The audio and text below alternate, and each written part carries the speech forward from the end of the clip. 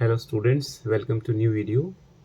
Today we are going to do episode number 2 जहाँ हम सीखेंगे किस तरह से डिबेंचर्स को हम डिस्क्लोज करेंगे बैलेंस शीट में। तो चलिए देखते हैं। सबसे पहले हम समझते हैं format of balance sheet. Balance sheet की दो साइड होती हैं, equity and liabilities and assets. तो हम सिर्फ इक्विटी एंड लायबिलिटीज की स्टडी कर रहे हैं अभी। इसमें मेन हेडिंग है शेयर होल्डर्स फंड, दूसरी मेन हेडिंग है नॉन करंट लायबिलिटीज और तीसरी मेन हेडिंग है करंट लायबिलिटीज। जो फर्स्ट हेडिंग है उसकी जो सब हेडिंग है share capital and reserve and surplus, और नॉन करंट लाइबिलिटीज़ के अंदर जो में फर्स्ट सब हेडिंग है वह लॉन्ग टर्म बोरोइंग्स, और करंट लाइबिलिटीज़ के अंदर जो सब हेडिंग है वह शॉर्ट टर्म बोरोइंग्स। इस बैलेंस शीट के समझने के लिए मैंने नोट्स रिस्पॉन्स मेंटेन किए हैं,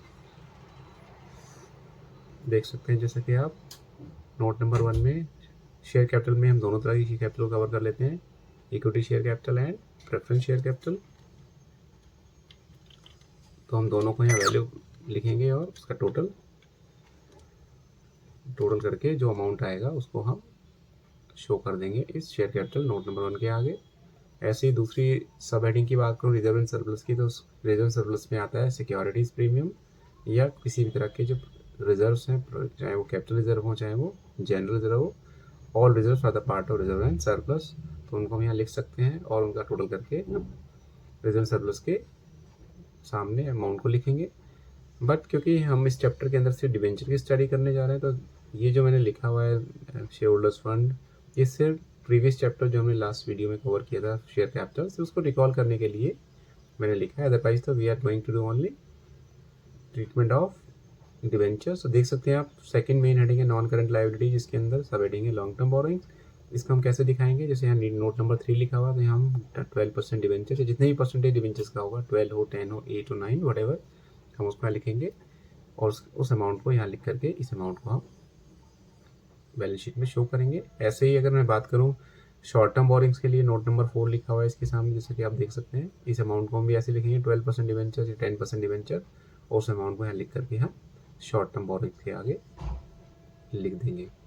तो अब आपके बच्चों माइंड में एक क्वेश्चन हो सकता है कि डिवेंचर्स नॉर्मली होते हैं लॉन्ग टर्म बोरिंग्स का पार्ट, बट कभी कभी क्या होता है डिवेंचर का कुछ पार्ट उस करंट ईयर में रिडीमेबल होता है, यानी कुछ डिवेंचर्स का कुछ पार्ट उसी करंट फाइनेंशियल ईयर में रिडीम होना होता है, तो उतने से पार्ट को हम शो करेंगे अंडर शॉर्ट टर्म बोरोइंग्स, जिसकी मेन हेडिंग रहेगी करंट लायबिलिटीज। मान लीजिए कंपनी के पास 10,000 डिवेंचर्स हैं जिनका रिडेम्पशन होना है 4 साल में, यानी इंस्टॉलमेंट रिडेम्पशन होना है, हर साल 10-10 हज़ार रुपये के डिवेंचर्स रिडीम होने हैं। तो फर्स्ट ईयर में जो फर्स्ट ईयर रहेगा उस साल तो पूरे ही जो डिवेंचर्स है वो सारे डिवेंचर लॉन्ग टर्म बोरोइंग्स का पार्ट रहेंगे। बट जैसे ही नेक्स्ट फाइनेंशियल ईयर में जितना अमाउंट, जितने डिवेंचर्स का अमाउंट ड्यू होना होगा या जितना रीपेमेंट होना होगा, उतने पार्ट को हम सिर्फ शो करेंगे शॉर्ट टर्म बोरोइंग्स में, और बाकी जो बचा हुआ पार्ट होगा वो रह जाएगा लॉन्ग टर्म बोरोइंग्स का पार्ट। तो अल्टीमेटली जो इसका कंक्लूजन वही है, जो डिवेंचर्स 12 मंथ्स के अंदर रिडीम होने वाले होते हैं उसको हम शो करेंगे शॉर्ट टर्म बोरोइंग्स में, और ऐसे डिवेंचर्स जिनका रिडेम्पशन 12 मंथ्स के बाद होना है या जिनका ऑपरेटिंग साइकिल के बाद में रिडेम्पशन होना है उसको हम शो करेंगे लॉन्ग टर्म बोरोइंग्स के अंदर। अब ऑपरेटिंग साइकिल कंपनी का अलग अलग हो सकता है। नॉर्मली ऑपरेटिंग साइकिल 12 मंथ्स है, बट कभी कभी ये 24 मंथ्स का भी हो सकता है।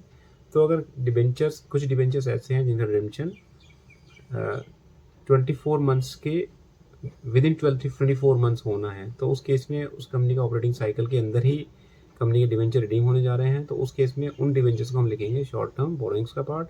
बट अगर ऐसे डिवेंचर जिसका रिडेम्पशन 24 मंथ्स के बाद होना है, तो उन डिवेंचर्स को हम शो करेंगे लॉन्ग टर्म बोरोइंग्स के अंदर। तो इसका एक ये इंट्रोडक्शन है, how to present debentures in balance sheet.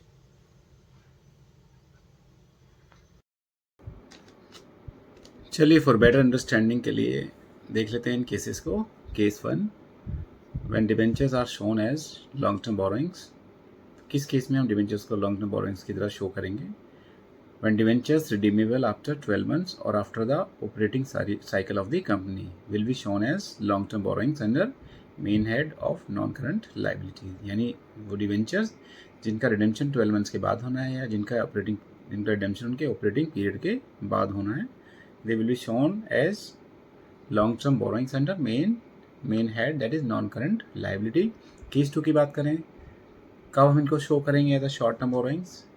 तो debenture redeemable within 12 months और within the duration of operating cycle will be shown as short term borrowings under main head of current liabilities. यानी उन debentures का redemption period जिसका जो 12 month से कम होगा या ऑपरेटिंग साइकिल के अंदर ही होगा, उसको हम शो करेंगे as a short term borrowings under the main head of current liabilities. चलिए इसको और अच्छे समझने के कुछ प्रैक्टिकल्स हम देख लेते हैं, जिससे आपको कॉन्सेप्ट बहुत अच्छे से समझ में आ जाएगा। तो देखते हैं प्रॉब्लम नंबर 1। ए लिमिटेड है 10% debentures of ₹50 lakhs redeemable on 31 March 2027। तो ए लिमिटेड के पास 50 lakhs रुपीज़ के डिवेंचर्स हैं और नॉर्मली डिवेंचर की जो नॉमिनल वैल्यू 100 रुपीज़ है। तो अगर हम इसको कैलकुलेट करें तो ये होता है 50,000 debentures which are redeemable on 31 March 2027। Show these debentures in the balance sheet as on 31 March 2025। तो जैसा आप देख सकते हैं इस क्वेश्चन में, इन डिवेंचर्स का जो रिडेम्पशन होना है वो कब हो रहा है? 31 मार्च 2027 में, और हमें इसको शो करना है for the balance sheet as on 31 March 2025। तो इसको हम कैसे शो करेंगे देख लेते हैं इसका सोल्यूशन। इक्विटी एंड लाइबिलिटीज़ के अंदर हम लिखेंगे नॉन करंट लाइबिलिटीज़। उसके अंदर पहला सब हेड आ जाएगा लॉन्ग टर्म बोरोइंग्स, और यहाँ हम नोट नंबर 1 दिखा देंगे 50 lakhs का, और नोट्स टू अकाउंट्स में बच्चों हम इसे दिखा देंगे long term borrowings 50,000 debentures of ₹100 each. तो ये हो जाता है 50 lakhs। तो इस तरह से हमारा कुछ प्रेजेंटेशन रहेगा जब हम डिवेंचर्स को शो कर रहे हैं as a long term borrowings, क्योंकि यहाँ इस क्वेश्चन में जो रिडेम्पशन पीरियड है वो मोर देन 12 मंथ्स है। 31 मार्च 2025 को हम बैलेंस शीट शो कर रहे हैं और इनका रिडेम्पशन होने जा रहा है 31 मार्च 2027, यानी एग्जैक्टली 2 ईयर्स के बाद में। तो क्योंकि इसका रिडेम्पशन ड्यूरेशन 12 मंथ से ज़्यादा है, तो इसलिए हम इसको शो करेंगे as a long term borrowings under main heading of non current liabilities. चलिए देखते हैं problem number 2। B limited issued 12% debentures और as on, let me write here, rupees 20 lakhs debenture as on 31st April 2024, redeemable 31 जनवरी 2026। जैसा आप देख सकते हैं इन डिवेंचर्स को इशू किया गया है 1 अप्रैल 2024 में, और इनका रिडेम्पशन होना है 31 जनवरी 2026। Show these debentures in balance sheet as on 31 March 2025। तो जैसा कि आप देख सकते हैं इस क्वेश्चन में हमें इसको शो करना है 31 मार्च 2025 को, और इसका रिडेम्पशन कब हो रहा है? 31 जनवरी 2026। तो जैसा कि आप देख सकते हैं इस क्वेश्चन में जो रिडेम्पशन पीरियड है वो 31 मार्च 2025 से अगर हम काउंट करें 31 जनवरी तक, तो वो जाते हैं एग्जैक्टली 8 मंथ्स, वो जाते हैं एग्जैक्टली 10 मंथ्स। और क्योंकि ये रिडेम्पशन ड्यूरेशन 12 मंथ से कम है, तो इसको हम शो करेंगे as short term borrowings under the main heading of current liabilities. तो देख लेते हैं इसका भी सोल्यूशन बच्चों। Balance sheet as on 31 March 2025।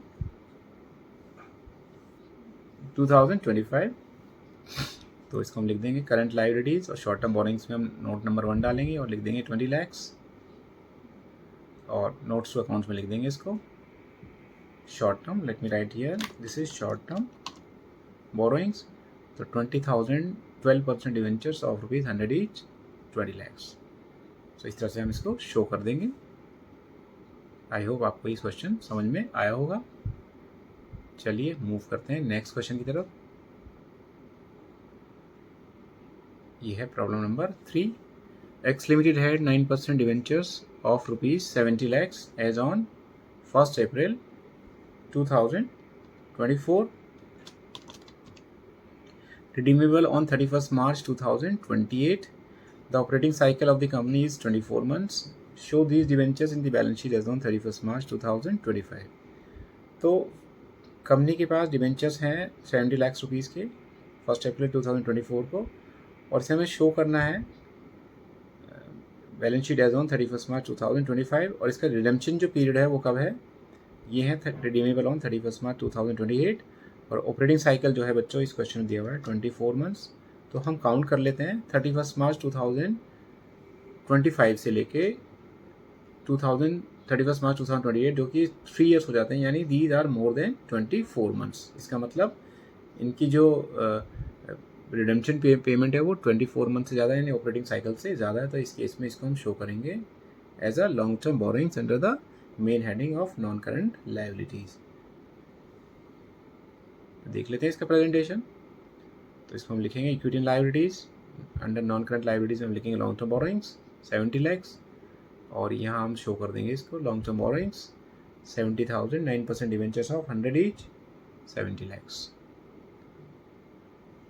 तो ये हमने किस तरह से कैलकुलेट किया है, हमने देखा है 24 मंथ्स 31 मार्च 2025 से लेके 31 मार्च 2028 तक जो रिडेम्पशन पीरियड आ रहा है वो 3 मंथ्स का आ रहा है, जो कि ऑपरेटिंग साइकिल से ज़्यादा है, तो इस केस में इसको हम शो करेंगे as a long term borrowings under non current liabilities. चलिए मूव करते हैं नेक्स्ट क्वेश्चन की तरफ। This is question number 4। Y Limited issued 14% debentures of rupees 80 lakhs as on 1st April 2024। Rupees 80 lakhs के डिवेंचर इशू किए गए हैं as on 1st April 2024, redeemable on 31st March 2027। The operating cycle of the company is 24 months। Show these debentures in the balance sheet as on 31st March 2025। तो हम देख लेते हैं 31st मार्च 2025 से एग्जैक्टली 24 मंथ्स कब तक हो रहे हैं। तो अगर इसको कैलकुलेट करें 31st मार्च 2024 से 25 से अगर हम इसको काउंट करें 24 मंथ्स, तो ये होते हैं एग्जैक्टली 31st मार्च 2027। तो अगर हम इसके 24 मंथ्स का ऑपरेटिंग साइकिल पीरियड निकालें तो वो 31st मार्च 2027 तक हो रहा है। और हमारा जो ऑपरेटिंग पीरियड है वो कितना है बच्चों, ऑपरेटिंग पीरियड निकाल देते हैं जो कि है 24 months. Redemption is not on 31st March 2027, ये रिडेम्पशन हो रहा है 31st जनवरी। ये तो मैंने सिर्फ रिडेम्पशन पीरियड लिखा हुआ है। अब हम देख लेते हैं इसका जो रिडेम्पशन कब हो रहा है। रिडेम्पशन हो रहा है 31st मार्च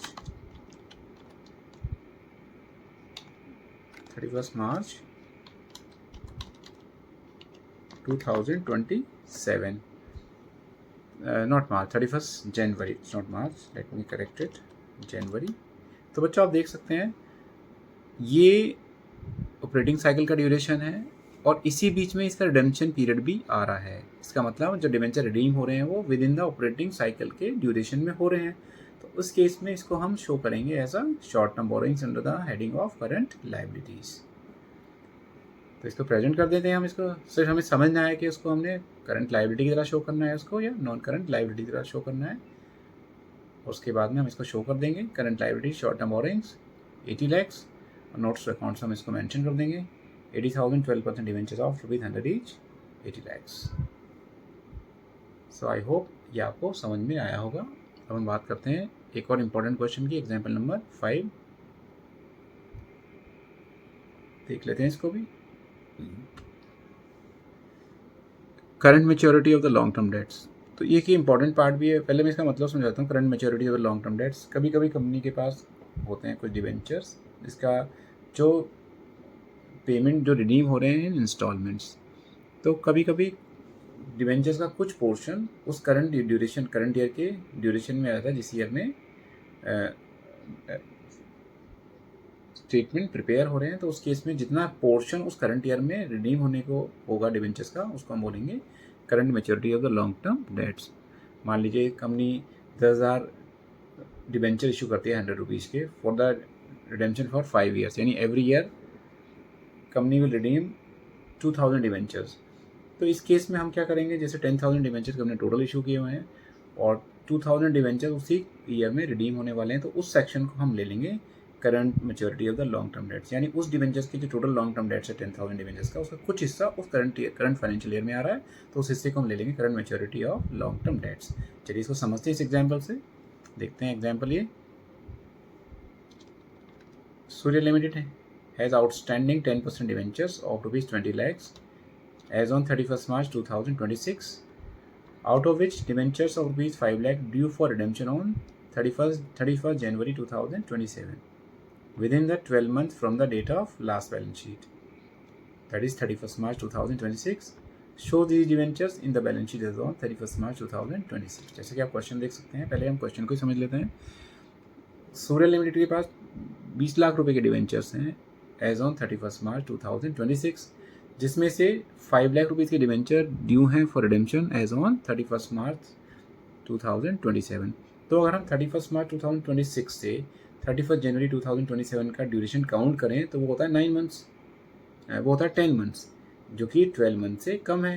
तो इस केस में हम इसको लेंगे, यानी उस इन टोटल डिवेंचर्स का कुछ हिस्सा करंट फाइनेंशियल ईयर में रिडीम हो रहा है, तो उस हिस्से को हम लेंगे current maturity of the long term debts, जो कि हो जाएगा कितना बच्चों, 5 लाख। टोटल डिवेंचर्स कंपनी के पास 20 लैक्स हैं, जिसमें से 5 लाख रुपए के डिवेंचर्स ऐसे हैं जो करंट फाइनेंशियल ईयर में रिडीम होने जा रहे हैं। तो जो करंट फाइनेंशियल ईयर में जो डिवेंचर रिडीम होने जा रहे हैं उसको हम ले लेंगे current maturity of the long term debts, उसको हम शो करेंगे under the heading of current liabilities. तो देख लेते हैं इसका सोल्यूशन बच्चों। सबसे पहले हम बैलेंस शीट लिखेंगे। बैलेंस शीट में हम लिखेंगे इक्विटी एंड लायबिलिटीज। सबसे पहले हेडिंग डालेंगे नॉन करंट लायबिलिटीज और दूसरी मेन हेडिंग डालेंगे करंट लायबिलिटीज। अब इसमें नॉन करंट लायबिलिटीज में लॉन्ग टर्म बोरोइंग्स भी लिखेंगे और करंट लायबिलिटीज में हम लिखेंगे शॉर्ट टर्म बोरोइंग्स। इसको अमाउंट की बात करेंगे तो अमाउंट कितना आ जाएगा, लॉन्ग टर्म बोरोइंग्स में आ जाएगा 15 लैक्स और शॉर्ट टर्म बोरोइंग्स में आ जाएगा 5 लाख, यानी टोटल 20 लाख के डिवेंचर्स हैं, जिसमें से 5 लाख करंट ईयर में रिडीम होने जा रहे हैं करंट फाइनेंशियल ईयर में, तो वो शॉर्ट टर्म बोरोइंग्स की तरह ट्रीट किए जाएंगे और बाकी जो बचे हुए डिवेंचर्स हैं वो रहेंगे एज लॉन्ग टर्म बोरोइंग्स। और इसको हम प्रेजेंट कर देंगे नोट्स टू अकाउंट्स के अंदर इस तरह से 15,000 14% डिवेंचर्स ऑफ ₹100 15 लाख हो जाएगा। और ऐसे ही शॉर्ट टर्म बोरोइंग्स में हम करेंगे current maturity of the long term debts 5,000 14% debentures of ₹100 5 lakh. तो ये हमारा कुछ आज की जो वीडियो थी वो हमने डेडिकेटली बनाई है to how to present debentures in the balance sheet in the different cases. I hope ये आपको समझ में आया होगा। अगर वीडियो आपको अच्छा लगता है तो वीडियो को लाइक करिए, अपने फ्रेंड्स के साथ शेयर करिए और चैनल को सब्सक्राइब करिए।